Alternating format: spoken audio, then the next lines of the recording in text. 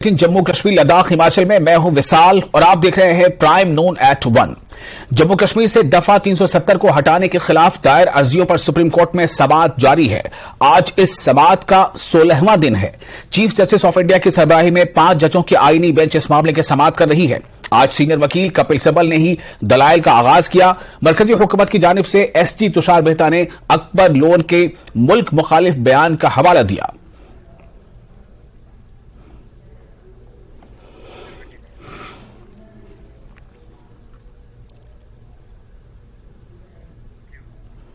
जिला रियासी के चसाना इलाके के कालाबन इलाके में दहशतगर्दों और सिक्योरिटी फोर्सेस के दरमियान एक एनकाउंटर में एक दहशतगर्द हलाक कर दिया गया है, जबकि एक दहशतगर्द जख्मी हो गया है।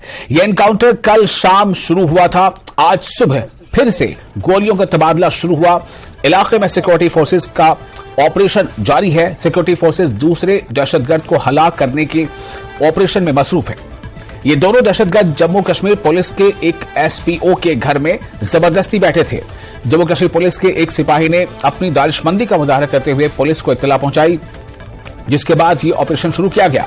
हलाक किया गया दहशतगर्द और जख्मी दहशतगर्द दोनों पाकिस्तानी बताए जा रहे हैं। वो तकरीबी कार्रवाइयां अंजाम देने के लिए जम्मू कश्मीर में दाखिल हुए थे।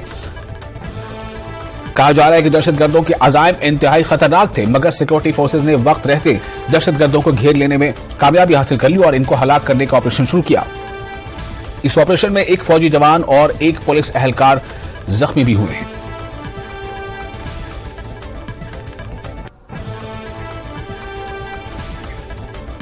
तो रियासी एनकाउंटर के दौरान फौज ने जख्मी दहशतगर्द को खुद सुपुर्दगी करने की भी पेशकश की थी। इस सिलसिले में एक वीडियो सामने आया है। इसमें देखा जा सकता है कि किस तरह सिक्योरिटी फोर्सेस इस दहशतगर्द को खुद सुपुर्दगी करने की अपील कर रहे हैं और कह रहे हैं कि अगर वो खुद सुपुर्दगी करेगा तो उसकी जान बच जाएगी।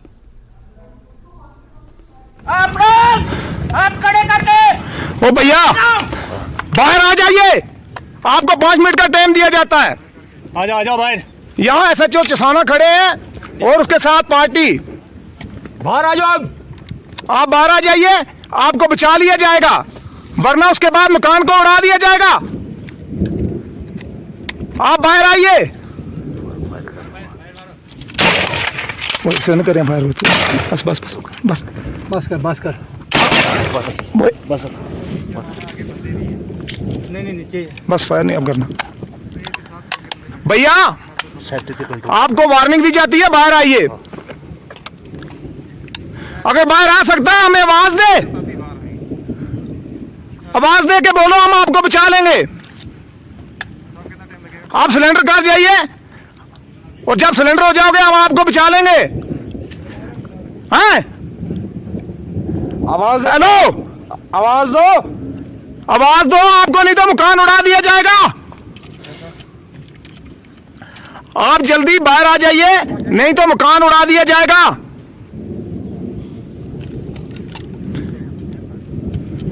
अगर बाहर आ सकते हो आवाज दे दो, हम आपको बचा लेंगे। अगर नहीं तो ये मकान उड़ा दिया जाएगा और आप मारा जाओगे। अभी आ जाओ बाहर में। अगर साथ में कोई सिविल है, कोई है, वो आवाज दे सकता है।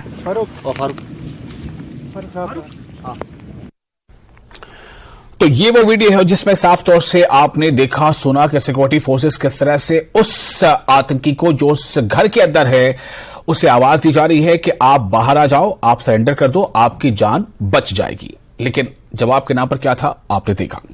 जम्मू कश्मीर बीजेपी के senior leader doctor Nirmal Singh ने नेशनल कॉन्फ्रेंस लीडर उमर अब्दुल्ला को उनके कल दिए गए बयान पर निशाना बनाया।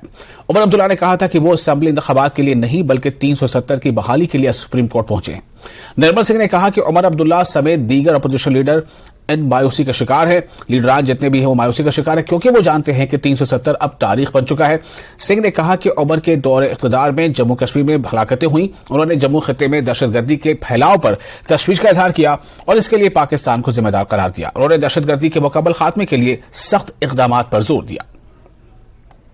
साहब जो यहाँ के उप मुख्यमंत्री रहे हैं, उनसे मैं कहूंगा कि आपको ऑनरेबल सुप्रीम कोर्ट के ऊपर आपको विश्वास होना चाहिए।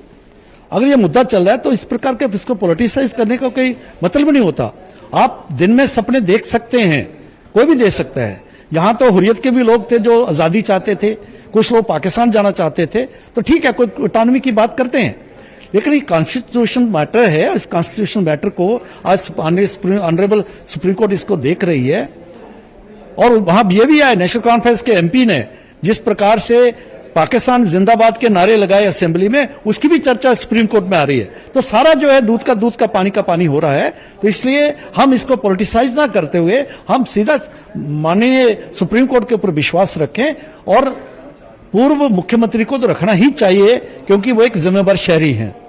सेंटर की तरफ से कोशिश की जा रही है इसको डाइवर्ट करने की, कि नॉर्मल सी है या स्टेटहुड आएगा, असेंबली इलेक्शंस होंगे, ये चीजें तो वो मांग नहीं रहे। वो कहते हैं साफ साफ कि आर्टिकल 370 पर हमारी अटेंशन होना चाहिए और हम उसके लिए सुप्रीम कोर्ट। देखिए, यही तो मुद्दा है सुप्रीम कोर्ट के सामने, इसी पर तो चर्चा हो रही है। सरकार, सुप्रीम कोर्ट अपना पक्ष रख रही है, देश का पक्ष क्या है सरकार रख रही है, हमारे सॉलिसिटर जनरल हैं, बाकी जो वकील हैं वो रख रहे हैं, उनके वकील भी रख रहे हैं, तो उन पर विश्वास करना चाहिए।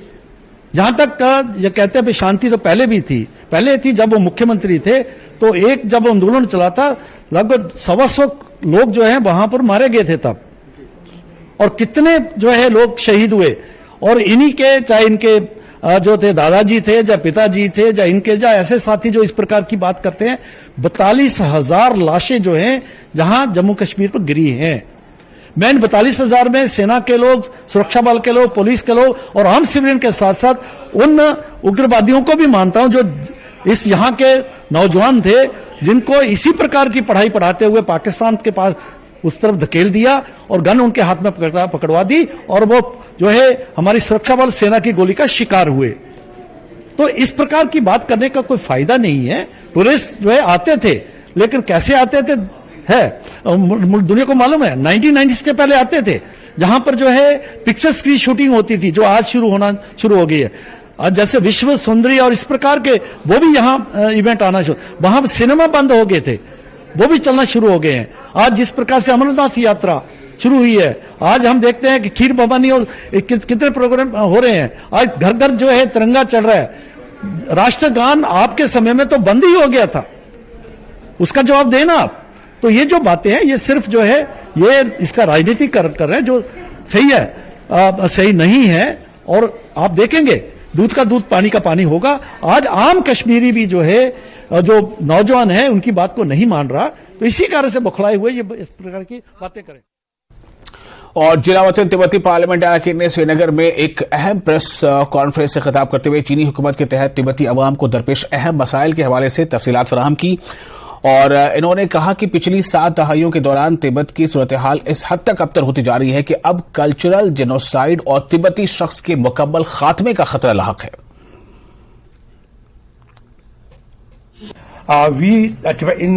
on behalf of the Tibetan government in exile, जो तिब्बत निवासी सरकार की तरफ से हम हर साल हम हर दुनिया में और इंडियन में हम चाहता है अभियान को कैंपेन करने के लिए तिब्बत के विषय में, जो तिब्बत में जो अभी स्थिति है उसके विषय में हम जागरूकता करने के लिए और लोगों का समाधान लेने के लिए हम जा रहा था। इसी की वजह से हम 3 का इस बार ड्यूटी लगा है, जम्मू कश्मीर, लद्दाख और हिमाचल का। तो हमने 27 तारीख को जो अगस्त 27 तारीख से हमने जम्मू से शुरू किया था।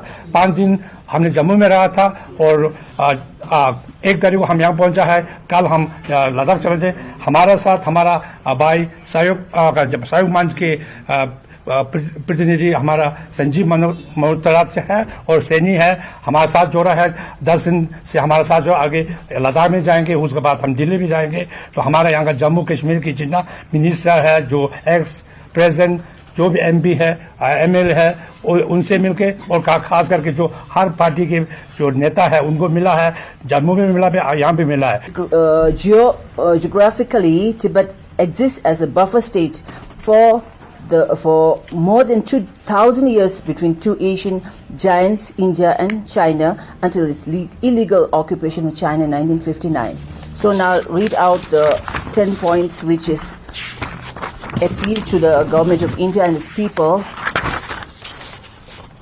In view of these circumstances, we propose the following appeals to a government and urge to: first, recognize Tibet as an occupied nation with its own independent and sovereign powers backed by historical evidence. Second, desist from endorsing China's fallen narrative by labeling Tibetans as a minority, referring to Tibet's occupation as an internal issue of Beijing and proclaiming Tibet as a part of China, thereby aiding China's colonization of Tibet and the subjugation of Tibetans, while denying us Tibetans the space and scope to negotiate for more meaningful freedom for Tibetans.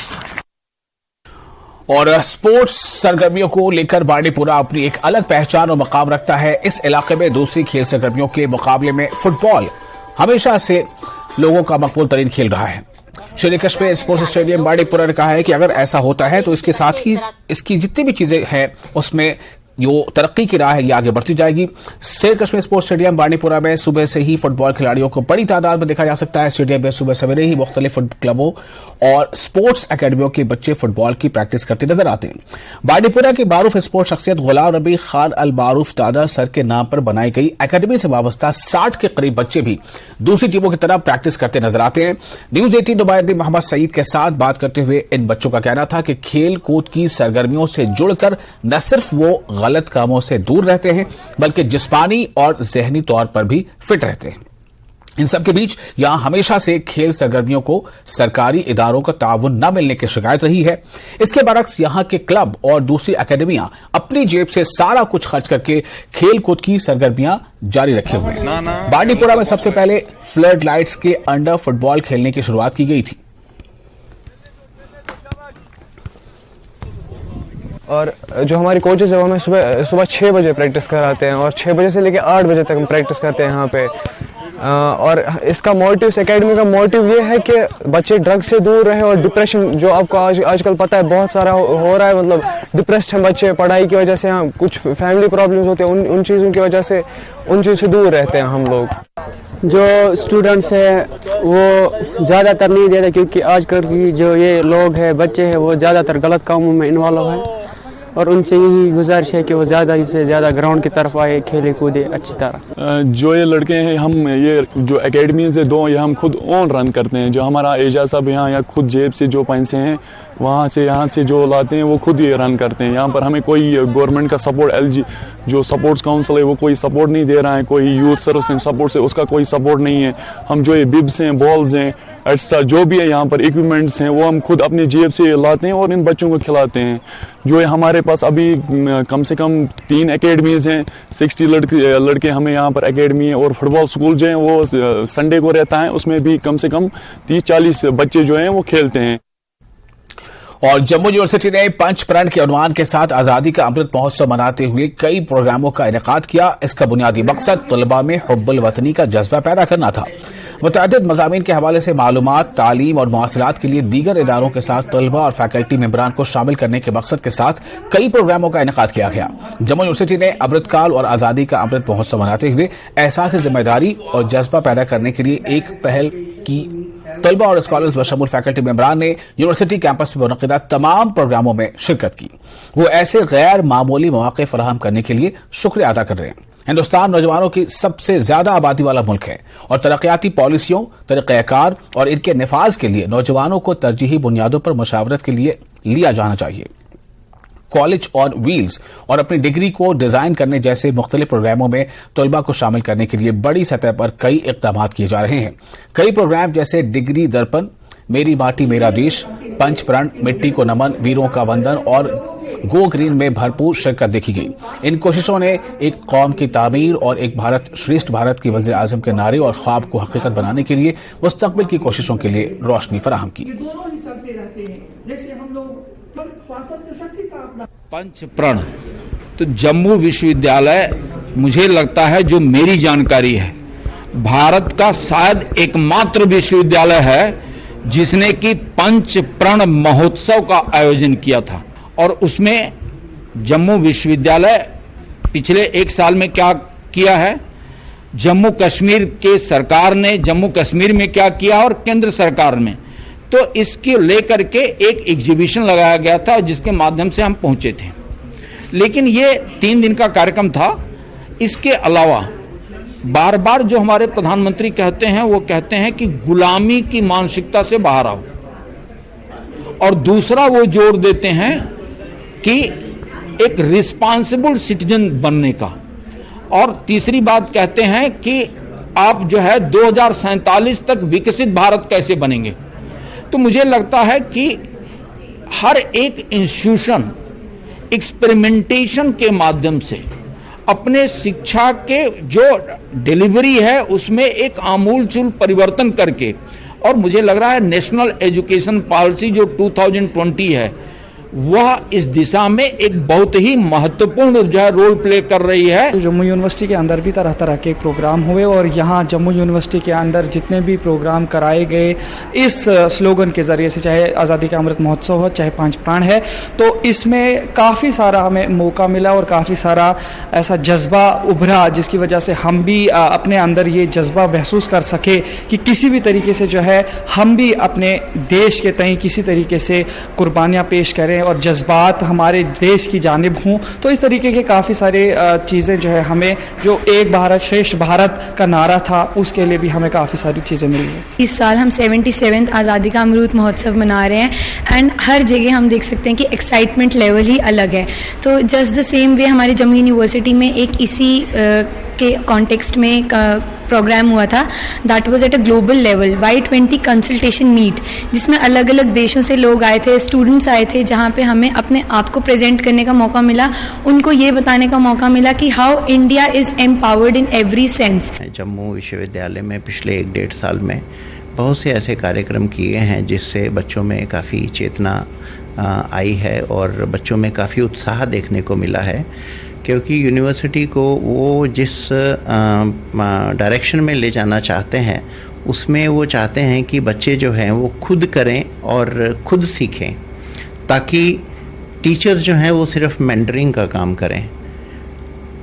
हमारे हिंदुस्तान में एक जो सबसे बड़ा plus point है आज की date में वो ये है कि हमारे पास नौजवानों की संख्या बहुत ज़्यादा है, और ये एक ऐसा फैक्टर है जिसका डिविडेंड हमारे कंट्री को मिल भी रहा है और मिलेगा भी। और फिलहाल एक छोटा सा ब्रेक लेते हैं। ब्रेक के बाद प्राइम नून में खबरों का सिलसिला जारी रहेगा।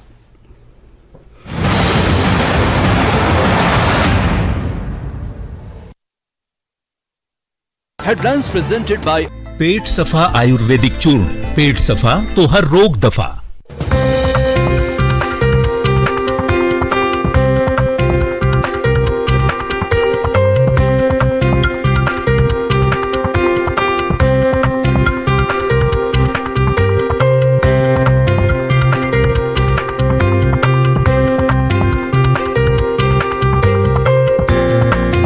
हेडलाइंस प्रेजेंटेड बाय पेट सफा आयुर्वेदिक चूर्ण। पेट सफा तो हर रोग दफा।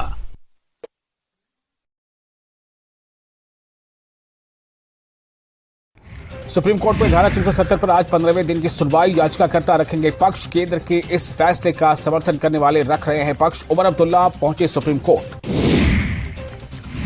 बारामूला में लश्कर के 2 ओवरग्राउंड वर्कर यानी OGW गिरफ्तार। हथियार और गोला बारूद बरामद। ब्रेक के बाद में आपका स्वागत है न्यूज 18 JKH पर। आप देख रहे हैं प्राइम नून एट 1। इंडियन आर्मी की तरफ से बानिहाल के नौजवानों को बाख्तियार बनाने और इनकी हौसला अफजाई करने की कोशिशों का सिलसिला जारी है। फौज की तरफ से बानिहाल के 1 दर्जन से ज्यादा नौजवानों को infotech and research centre Banihal में टूरिस्ट गाइड डिप्लोमा कोर्स में दाखिला दिलाया गया। ये तरबियती कोर्स हुकूमत हिंद के स्किल इंडिया और डिजिटल इंडिया के मुताबिक करवाए जा रहे हैं। ये पेशा वराना तरबियती कोर्सेज 6 माह की मुद्दत के लिए मुनक्किद किए जा रहे हैं और इस पे उम्मीदवार को पेशा वराना तालीम और तरबियत और मुलाजमत की महारत पर तरबियत दी जाएगी। मकामी लोगों ने फौज के इस इक़दाम का खैर मकदम किया है। Professional knowledge and employability skills पर काम कर सके, ताकि आप इस कोर्स के खत्म होने पर एक बेहतर टूरिस्ट गाइड बनकर यहाँ से निकले। इसको अच्छी तरह सीखें, अच्छी तरह इसके क्या फीचर्स हैं, क्या इसकी यूटिलिटी है, कुछ चीज़ों पे अच्छी तरह इनसे सीखें। तो ये तो एक अच्छा उन्हें निकाला हुआ है कोर्स के लिए। बताया गया है लाइव में Indian army is organising for your course that is by the name tourist guide training course. Tourist आने वाले JNK में आएंगे जो टूरिस्ट, उनको हम गाइड कर सकेंगे यहाँ पे। जब हमें ये कोर्स किया हुआ होगा तो हम उनको दिखा सकते हैं क्या है सर। जो इधर टूरिस्ट आएंगे उससे हम उनको मतलब गाइड कर सकते हैं। जो यहाँ बेरोजगारी है वो ख़त्म हो जाएगी।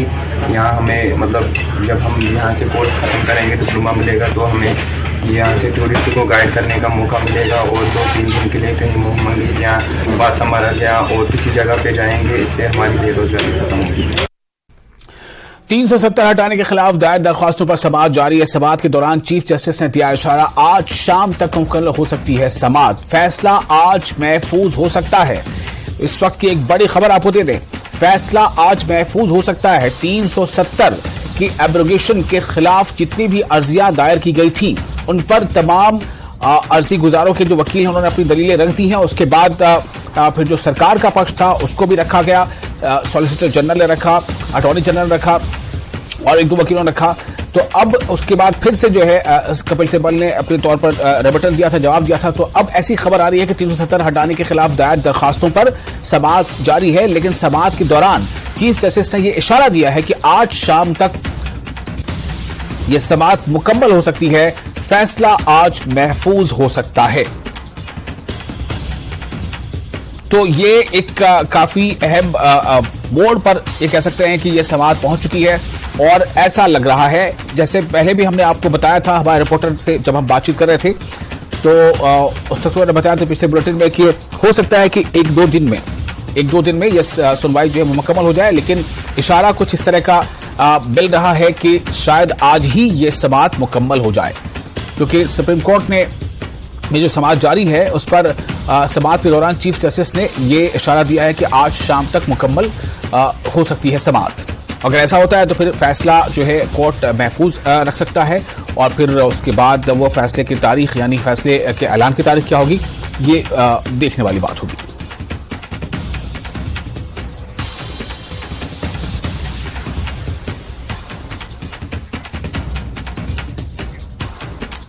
और आगे बढ़ते आपको बताएं कि अहम खबर और आपको दे दें कि जिला किश्तवाड़ में सिक्योरिटी फोर्सेस को एक बड़ी कामयाबी हाथ लगी है। फोर्सेस ने हिजबुल मुजाहिदीन के दहशतगर्द जहांगीर सरोरी की एक पनाहगाह को तबाह कर दिया है। परीबाग इलाके में यह कार्रवाई अंजाम दी गई है। यहां जहांगीर सरोरी के छिपने और तकरीबी सरगर्मियों की मनसूबाबंदी करने का शुबा था। सर्च ऑपरेशन के दौरान पुलिस ने ठिकाने से 2 कंबल और कुछ खाने पीने की अशिया और कुछ जाती इस्तेमाल की अशिया बरामद की हैं। इससे दहशतगर्दों के ठिकाने में मौजूदगी की निशानदेही होती है। इन अशिया की बरामदगी खित्ते में गैर कानूनी सरगर्मियों को रोकने में इस ऑपरेशन की अहमियत को वाज़ेह करती है।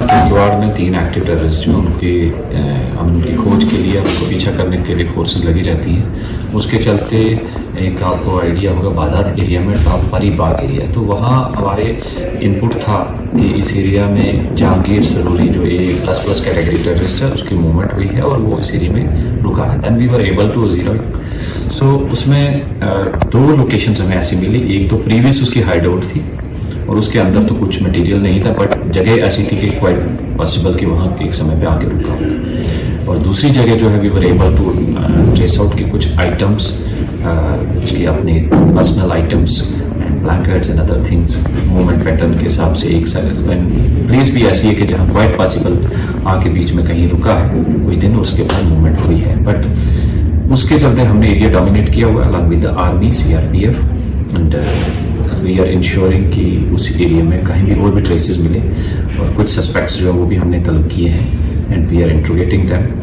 कोई भी लीड इसके रिलेटेड होगी सो उसको हम फर्दर डेवलप करके एक्शन करेंगे। जम्मू कश्मीर पुलिस और सिक्योरिटी फोर्सेस को उस वक्त बड़ी कामयाबी मिली जब हिजबुल कमांडर मोहम्मद अमीन उर्फ जहांगीर सरोरी की छुपने की कमीनगाह का पता लगाकर वहां से 2 ब्लैंकेट और खाने पीने की चीजें बरामद की है।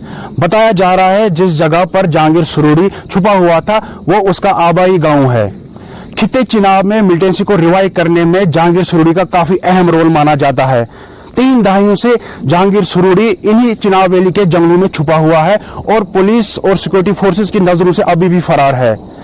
मुख्तलिफ एजेंसियों की तरफ से जहांगीर सरोरी का पता लगाने के लिए लाखों रुपयों का इनाम भी रखा गया है। न्यूज 18 नेटवर्क के लिए सुरूर किश्तवाड़ से मैं आतिफ लोन।